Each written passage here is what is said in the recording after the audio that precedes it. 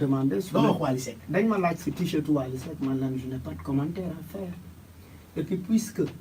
moom papaam jabaram ku ci ne wax moom wax na ni il ne revendique pas li ko gars yi di wax ma ne leen on s'en tient à ce qu'il a dit jusqu'à la preuve du contraire parce que kenn si ñun amul firnde ni nangam la man awma firnde bi et même l'islam dafa am lu mu ci wax également il faut mu leer. foog mu leer donc kenn du ma dugal populisme du ma dugal ci après ma def ma ne man sol naa yëre njaxas dajeeg ay nit parce que yëre bi ma soloon bëri na couleur ci beneen réew bu dul fii bu dul Sénégal. bu dul Sénégal dajeeg ay nit ñu may show love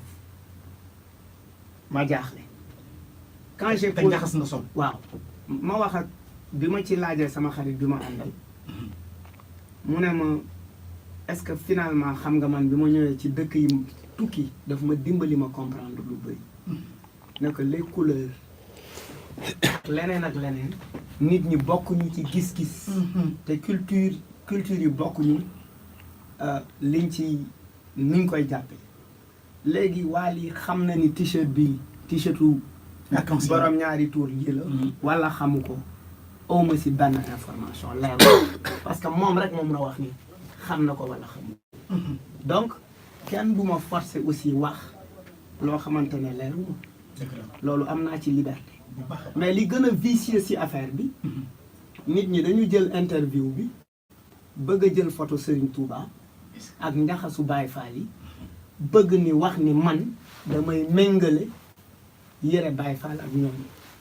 c'est vicieux c'est méchant c'est trop méchant. c'est méchant et c'est dégueulasse c'est trop méchant. te man mbaxane Cabral yi may sol sëñ Baara yi may sol sëñ Abdou Karim Mbacké moo ma ko jox sëñ ay taaliba akkan. waaw sëriñ Abdou Karim bu jox ku nekk mbaxane déedéet.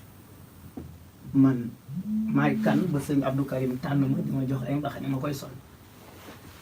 daf may jox yëre may sol daf may jox dàll daf may may dàll di ma may yëre di ma may montre di ma woo fan laa toll ci liggéey bi may liggéey ak ñu nekk ci kaso yi donc il y a une manière vicieuse de certaines personnes qui visent à détruire d'autres et puis on n'est pas dans un pays où en fait il faut fonctionner avec une pensée unique c'est-à-dire ne rek nii la ñu war a xalaate nit ñi am nañu droit émettre ay réserves ci ni nit ñi di waxee man am naa droit lu ma leerul ma ne leeruma nga ni leeru la. tey buñ nee siraat sàcc la ñu ne ma malal siraat de sàcc la dama naan gis ngeen ko mu sàcc vraiment. am ngeen nit bu seede ni moom moo sàcc na vraiment. ana li mu sàcc fan la ko sàcc ban waxtu la ko sàcc ak ku ko gis. ak ku ko gis est-ce que fekk moom seede. je ne me man ñëpp xam nañ lan mooy sama point de vue ci borom ñaari tuur yi et je l'ai dit te bu fekkee nit ñi dañu am honnêteté intellectuelle bu débat amee boo d'accordul ci li Malal wax am na lu Malal mës a wax demal nga jëli ko man toog naa Tabaski DJ Boubs invité ma télé en direct ne ma loo xalaat ci ñaari tuur yi li ma ci wax sénégalais yi may ŋàññ tey ñoo ma doon ŋàññ na ma waroo ko woon waxee nii parce que ni nga ko waxee dafa ñaaw ñoom borom ñaari tur yi. sénégalais yi seen bopp c'est-à-dire ni ma ci waxee parce que je suis radical sur ces questions ok mais nag on ne me pousse pas kenn du ma pousser ma wax Wally lu ma ko warul wax je n'ai pas ce droit là oui absolument. awma droit bi c'est-à-dire je reste sur li nga xamante ne xawma ko lu ma xam des fois mën naa xam dara sax et ça ne me regarde pas mais dëgg la. des fois mën naa xam dara ne du ma ci wax mais dëgg la. xam nga dañu nekk ci benn dëkk boo xamante ne